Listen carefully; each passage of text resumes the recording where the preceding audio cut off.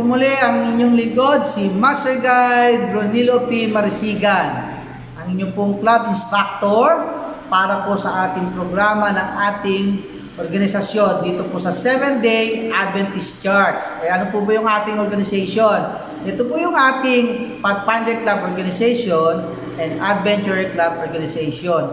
Ngayon po ay taon po ng January sa panahon po ng 2021 at marami po ang nagnanais na maging bago ang lahat. Ngunit ang panahon nagbabago pero ang tao hindi ko alam. Kaya depende na po sa sitwasyon kung anong gusto nilang gawin. Pero po sa ating bahagi bilang isang lingkod ng Panginoon ay nais ko pong ipagpatuloy ang gawain ito. Matagal-tagal din po tayong nawala at ang aking pangako nga po sa inyo, may konti na pong pagbabago sa aking mga video. Dati, ganito lang. Ngayon, may lalabas na tayong konting mga effects.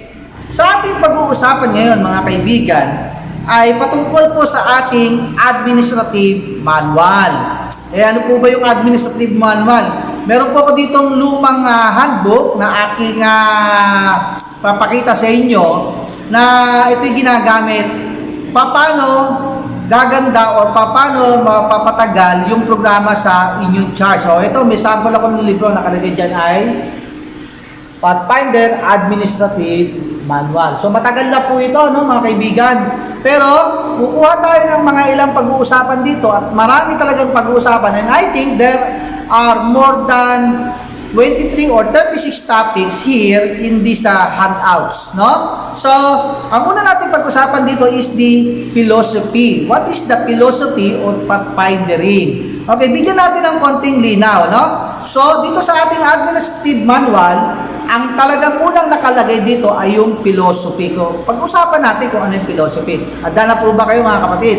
Pero ang bagong lahat, huwag niyong kakalimutan yung ating mga hinihiling sa inyo na kayo ay manood, makinig, at ibahagi natin ito, no? At kung inyong nagustuhan ito, ay syempre, isi-share natin ito, ha? At syempre, mag-subscribe kayo para naman medyo mas maganda ang ating paglilingkod dito. Okay, now let us talk and discuss about the philosophy of Pathfinder. What is in here? Sabi rito, the Seventh-day Adventist Church is committed to understanding young people, mga kaibigan, and training its youth for leadership and service to humanity. So, ano ang ating pag-uunawa, no, sa sinasabi nito? Na ang ating sitwasyon bilang mga nagtuturo ay meron tayo ditong pagsusumikap na kung saan itunutuon natin yung ating isipan, yung ating gawain sa isang kabataan. Yun yung ating gustong maintindihan dito na ating dapat ibahagi yung ating nalalaman.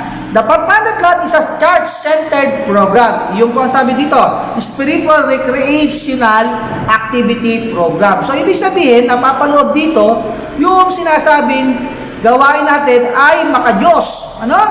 Na tayo ay nakikibahagi sa ginawa ng Panginoon at ipinapakalala natin ito. And then, designed for young people 10 to 15 years old. So, ang Pathfinder Club ay nakadesign po sa 10 to 15 years old. Ayon ito doon sa ating pinag-aaralan sa mga PSTC, ano?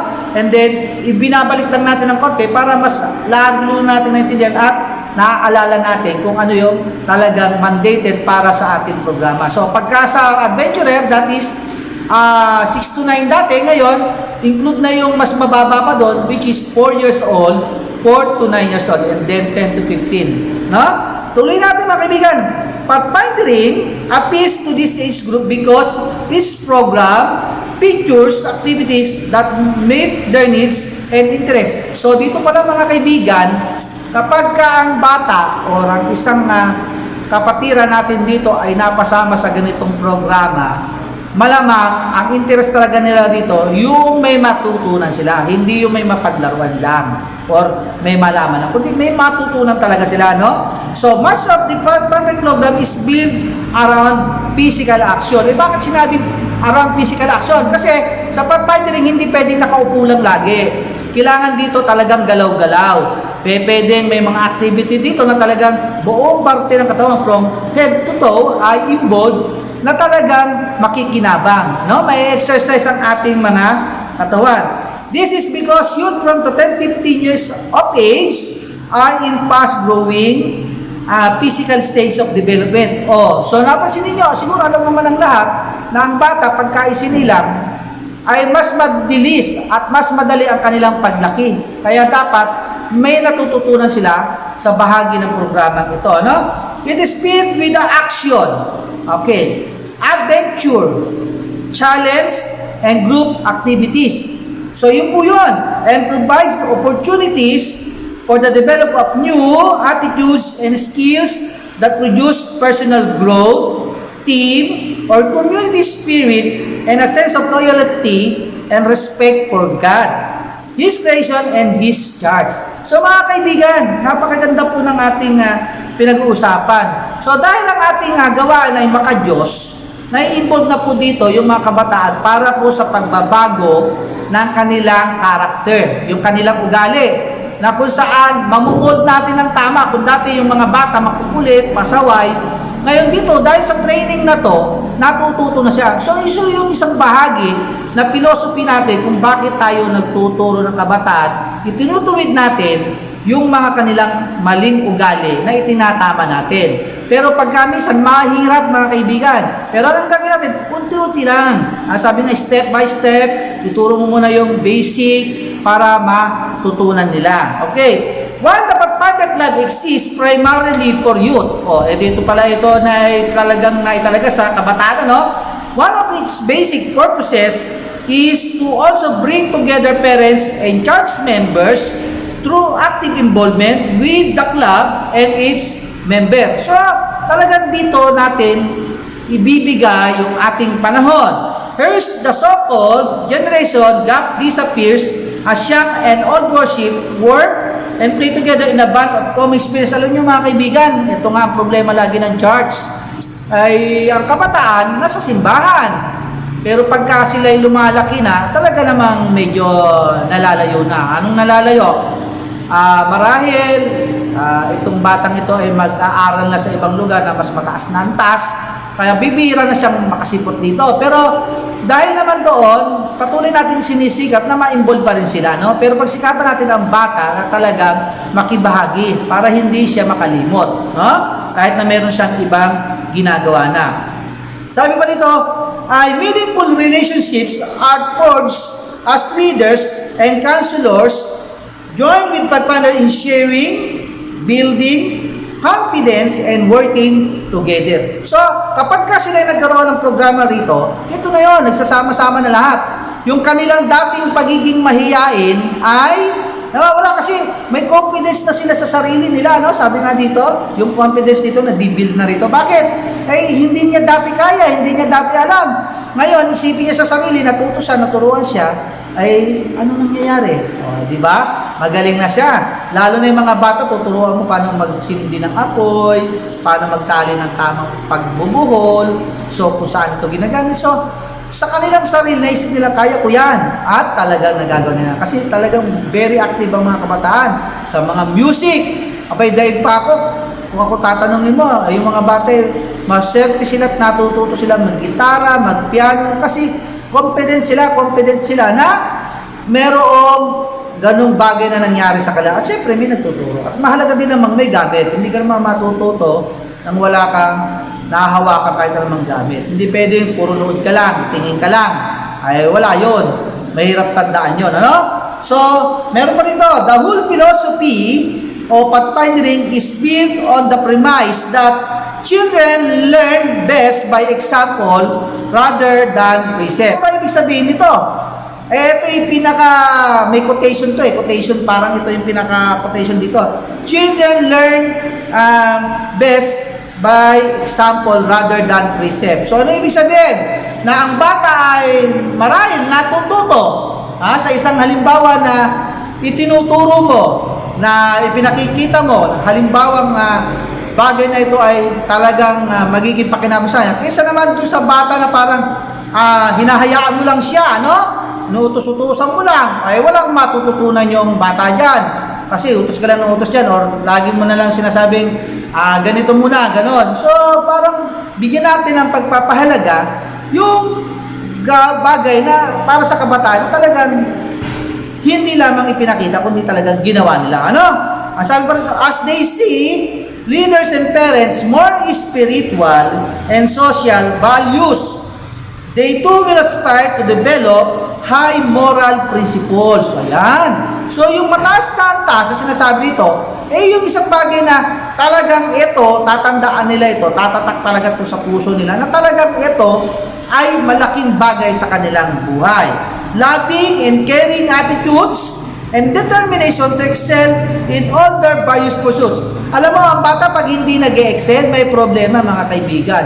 So, paano mag-excel ang bata kung nanonood lang? Paano mag-excel ang bata kung nakikinig lang? So, dapat dito ay merong activity na talagang dapat nahawakan, narinig, at nagampanan. So, yan yung isa sa pinakamagandang philosophy of pathfinding. Ano? So, young people learn most effectively in a positive. Positive. Dapat positibo na ito ay kaya kong tapusin, na ito ay kaya kong gawin. Happy. Ay masaya dapat pag ginagawa, hindi parang naiinip. Ano ba yan? Paano ba yan? So, ibig sabihin ng bata parang naiinis na, parang gusto na mag-stop. So, ang challenge dito, subukan niyang ginagawa niya yung isang bagay na masaya siya. No? And secure atmosphere. Ay dapat yung kanilang lugar, hindi yung lugar na umaalingaso, yung mabawang amoy, o yung lugar na nakikitang daming tambak na kalat. Kailangan gagawin ninyo ang inyong lugar sa isang maaliwalas. Ayan, ano? The attitude of the club leaders is therefore a vital ingredient in guaranteeing the success and effectiveness of this ministry to the youth. So, ang leader natin, pinakamabuting halimbawa na sa kanya ay yung nagsasabi siya ng tapat sa kanyang gawain. Na siya ay tutulong, gaganap, at kanyang ipinapakita sa kanyang mga estudyante o sa kanyang pathfinders, adventurers, na talagang handa siya para sa sakripisyo, katulad ng ating Panginoon, ano? Na dapat ay mayroong sinasabing tagumpay na makikita sa kanilang programa, no? A failure to listen to and understand the needs of the young people will only erect barriers to real spiritual growth and development, and may improve to be a contributing factor in making the church and its mission unattractive to the youth. So kapag ang isang leader natin, mga kaibigan, ay hindi kampante, hindi alam ang ginagawa, lagi parang si bahala na, pwede na yan, o kaya naman ay ayos na yan. So, hindi po maganda. Kailangan po ang leader bilang isang pathfinder director, kung anong po mga office ang nasa kanyang hinahawakan, hindi po kailangan ipakita. Ang kailangan po dito ay yung isang bagay na pinagkaloob sa kanya na maihayag niya o maisubmit niya yung sarili niya ng buong katapatan para sa gawain ito. So, sa pilosopiya po ng ating pathfinding, simple lamang po naman mga kapatid. Bilang isang servant leader, ay makita na talagang ikaw ay dedicated. At ikaw ay isang tao na mayroong sinasabing nare-respeto ka dahil sa iyong sinasabi, sa iyong ginagawa.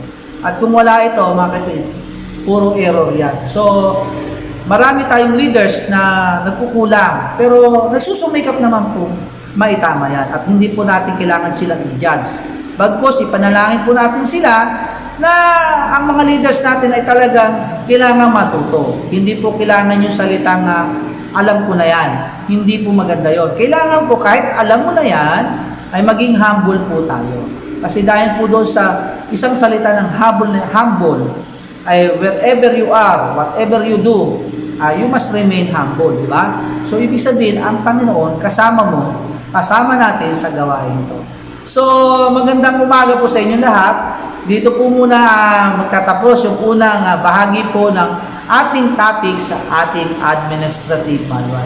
So, magandang umaga po sa inyo. Ako po ay ang inyong kaibigan from You've Got Club na nagsasabi sa inyong mahal ko po kayong lahat. At bago tayo umalis, gusto ko pong bumati sapagkat ito po ang una kong video na nilabas po sa taong 2021. So, mahabot po ako sa inyo sa mga hindi ko po nabate na Happy New Year. Welcome po sa 2021 ng ating bagong panahon.